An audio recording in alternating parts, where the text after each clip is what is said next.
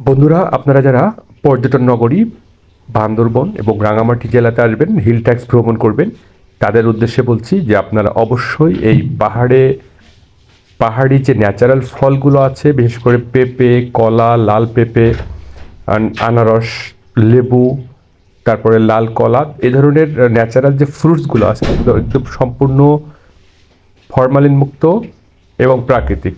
এই ফলগুলো আপনারা এখান থেকে কালেকশন করতে ভুলবেন না, খেতে ভুলবেন না। এটা একটা অসাধারণ অনুভূতি যে কোনো পর্যটকের জন্য বা যে কোনো ট্যুরিস্টের জন্য। এটা বাংলাদেশের জন্য একটা আশীর্বাদ। Thank you. আপনার নাম কি? আপনার নামটা বলবেন? হমদ হমদ না? আপনি পাহাড়ি পেঁপে, হ্যাঁ? টেস্ট কেমন? হ্যাঁ? খুবই মিষ্টি হ্যাঁ?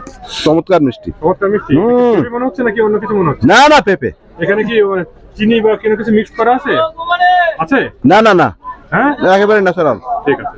দিতে আসবেন তারা এইরকম ধরনের ন্যাচারাল পেঁপে, যেগুলো আমরা বলছি পাহাড়ি পেঁপে, একেবারে ন্যাচারাল ফরমালিন মুক্ত পেঁপে, এই পেঁপেগুলো আপনারা পাবেন। হ্যাঁ, এগুলো দাম এটা আশা করি ভালো লাগবে, আশা করি ভালো লাগবে।